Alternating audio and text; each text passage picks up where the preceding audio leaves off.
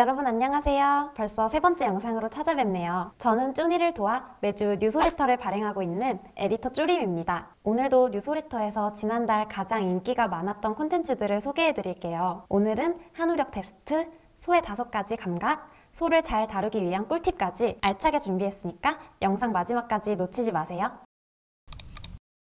여러분들은 한우에 대해서 얼마나 알고 계신가요? 첫 번째로 소개할 콘텐츠는 뉴스레터에서 만든 한우력 테스트라는 미니 퀴즈인데요. 한우에 관련된 퀴즈를 풀고 스스로 한우에 대해 얼마나 알고 있는지를 알아볼 수 있어요. 지금부터는 문제에 대한 해설을 보여드릴 건데 아직 안 해보신 분들은 더보기란에 링크를 첨부해둘 테니까 해보시고 오세요. 첫 번째 문제는 등지방 두께에 관한 문제인데요. 등지방 두께가 얇아질수록 용량이 늘어나요. 이 문제는 직관적으로도 알 수 있고 용량지수 공식을 봐도 알 수 있어요. 두 번째, 축산물 등급 판정 세부 기준에 따르면 1+ 등급 근내지방도 기준은 6번에 해당해요. 세 번째 문제는 오답률이 아주 높았던 문제인데요. 성격이 다른 조사료를 고르는 문제예요. 티모시, 톨페스큐, 이탈리안 라이그라스는 봄과 가을에 생산성이 높은 C3 작물이지만 수단그라스의 경우에는 무더운 여름철에 생산성이 높은 C4 작물이에요. 네 번째로는 평균 경매 가격이 가장 높은 도축장을 고르는 문제인데요. 평균 경매 가격이 가장 높은 도축장은 바로 음성이에요.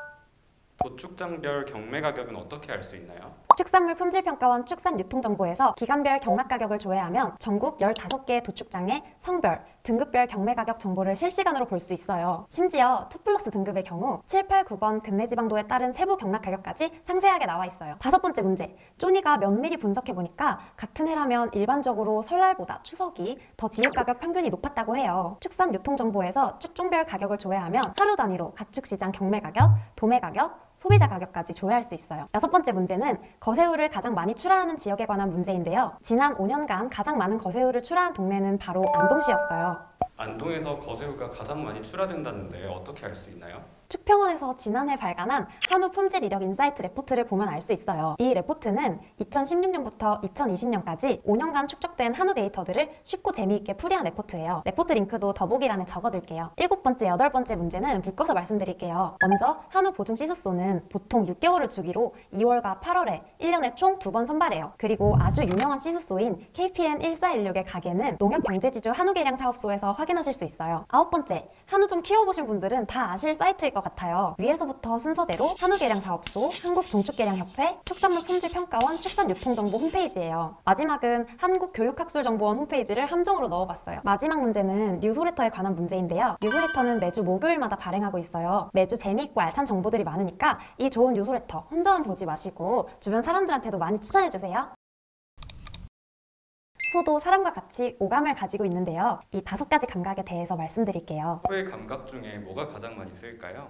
소가 제일 많이 사용하는 감각은 바로 시각이에요. 소가 주변 환경을 인식하는데 절반 정도는 시각적 감각을 사용하거든요. 소는 눈이 머리의 양옆에 위치해서 330도의 시야를 가지고 있고 얼굴 앞쪽은 양안시여서 사람과 같이 사물의 입체감을 인식할 수 있어요. 반면에 얼굴의 양옆쪽은 단안시이기 때문에 입체감을 인식할 수는 없지만 시야가 넓어서 포식자를 감지하는 데는 아주 유용하게 쓰여요. 소는 사람처럼 빛의 강도에 따라서 사물을 구별하거나 붉은색을 볼 수 없어요. 그래서 가끔 그림자가 큰 물 웅덩이 같이 보이기도 한대요. 소는 고주파음에 민감하고 사람보다 더 넓은 범위의 소리를 들을 수 있어요. 하지만 이렇게 뛰어난 청력에도 불구하고 소리가 들려오는 방향은 잘 감지하지 못한다고 해요.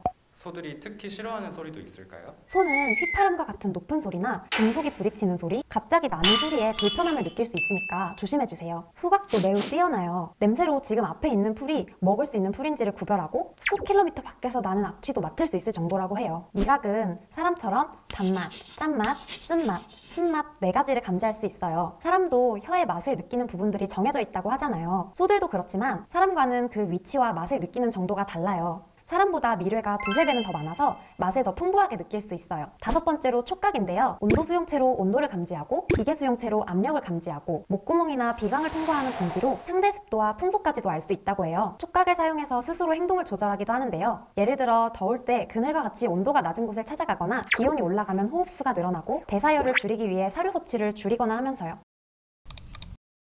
앞서 말씀드린 대로 소들은 오감도 잘 발달한 데다가 피식자 동물로서 진화했기 때문에 외부 자극에 대한 경계가 많은 편이에요. 마지막으로 이런 소들을 잘 다루기 위한 템플 그랜딘 교수님의 꿀팁까지 말씀드릴게요. 템플 그랜딘 교수님이 어떤 분이신지 설명 한번 해주시겠어요? 템플 그랜딘 교수는 자폐를 극복하고 미국 최고의 축산학자가 되신 분이에요. 현대의 비약대적인 가축시설들을 설계하였고 동물 복지를 위해 많은 노력을 하셔서 지금까지 많은 사람들의 존경을 받고 있어요. 소를 잘 다루기 위해서는 충분한 시간을 가지는 것이 가장 중요해요. 무조건 원하는 행동을 재촉하기보다는 인내심을 가지고 기다려주는 것이죠. 조금 더 구체적인 방법들을 보자면 첫째로 바닥을 미끄럽지 않게 유지해야 해요. 가끔 소들이 겁을 먹으면 넘어지는 경우가 있는데 이 원인이 대부분 바닥이 미끄럽기 때문이라고 해요. 따라서 모래와 같이 바닥에 마찰이 생길 수 있는 것이 있다면 도움이 돼요. 두 번째로 갑작스러운 행동은 안 돼요. 갑자기 소리를 지르거나 움직이는 것은 소들에게 스트레스를 줄 수 있거든요. 또 소가 편안함을 느낄 수 있도록 플라이트 존을 지켜주면 좋은데요. 플라이트 존은 사람으로 치면 심리적, 물리적 안정감을 느끼는 거리인 퍼스널 스페이스와 비슷해요. 사람이 소의 플라이트 존 안에 들어가게 되면 소는 불편함을 느끼고 다시 자신만의 공간으로 이동하려고 하거든요. 그래서 필요한 상황이 아니라면 플라이트 존을 지켜주는 것이 좋아요.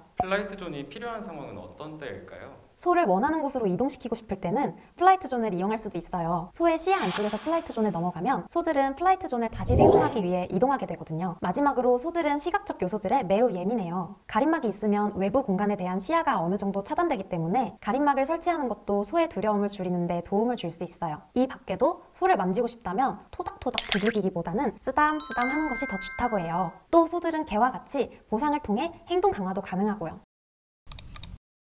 네, 이렇게 이달의 한우 관련 이슈 3가지를 알아봤는데요. 영상이 재미있으셨다면 좋아요도 많이 눌러주시고 공유도 많이 부탁드려요. 안녕!